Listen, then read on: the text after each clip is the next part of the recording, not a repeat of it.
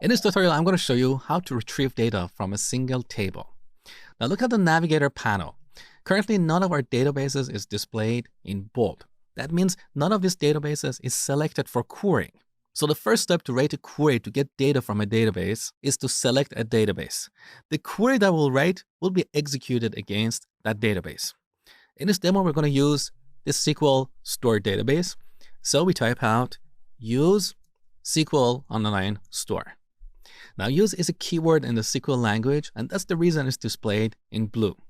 Now, SQL is not a case-sensitive language, and that means we can use uppercase or lowercase characters. It doesn't really matter, but as a best practice, we should capitalize the SQL keywords and use lowercase characters for anything else.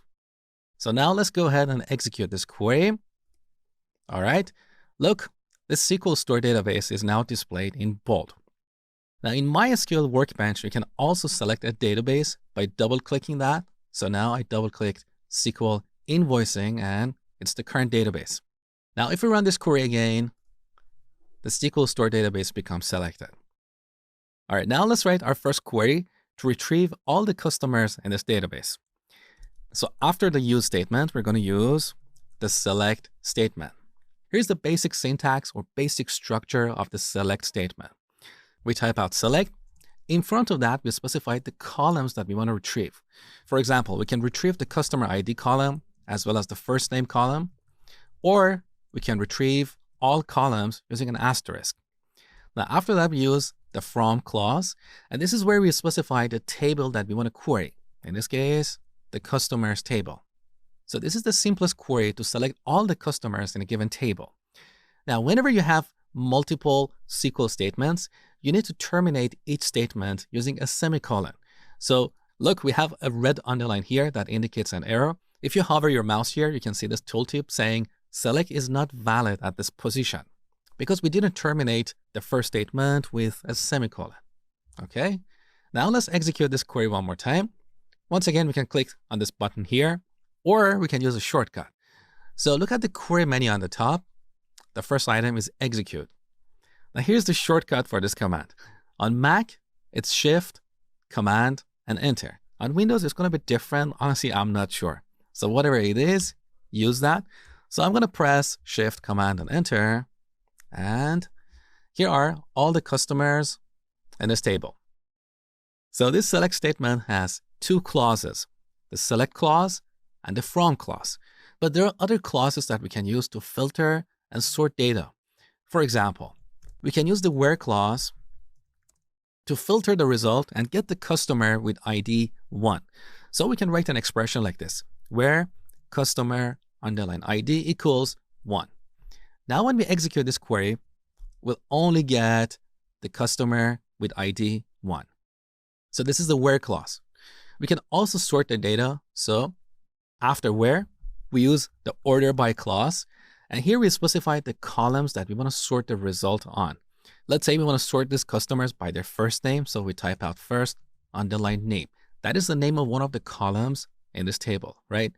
Now, if we execute this query, this order by doesn't really have any impact because we only get one record in the result. So let me temporarily take out the where clause. To do that, we can put two hyphens in front of this line. Now this line is treated as a comment, which means the SQL engine is not going to execute this. Okay, so let's execute this query one more time. Now all the customers that we get are sorted based on their first name. So that's the basic idea. Now over the next few tutorials, you're going to learn more about each of these clauses in detail. But what you need to take away in this tutorial is that these three clauses, from, where, and order by, are optional. As you can see, in this example, I'm not using the where clause. We can also comment out the order by clause. We can also comment out the from clause. So instead of selecting all the columns in a given table, we can select some values like 1 and 2. Now, if we execute this query one more time, in the result, we get something like this. Two columns called 1 and 2. And in these columns, we have these values. So all these clauses are optional, but in the real world, we quite often use all of them. Now, what you need to understand here is that the order of these clauses matters. So we always have select first, then we have from, then where, and finally order by.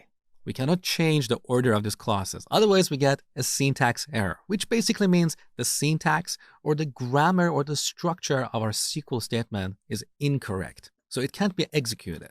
And one last thing before we finish this tutorial. In this example, you can see I've listed all these clauses on a new line. Now, technically, you don't have to do this because line breaks, white spaces, and tabs are ignored when executing SQL statements. So we could come back here and put from in front of select. So select star from customers all in one line. And that's perfectly fine for simple queries. But as your queries get more complex, it's better to put each clause on a new line. So that's all for this tutorial. In the next tutorial, we'll explore the select clause in detail.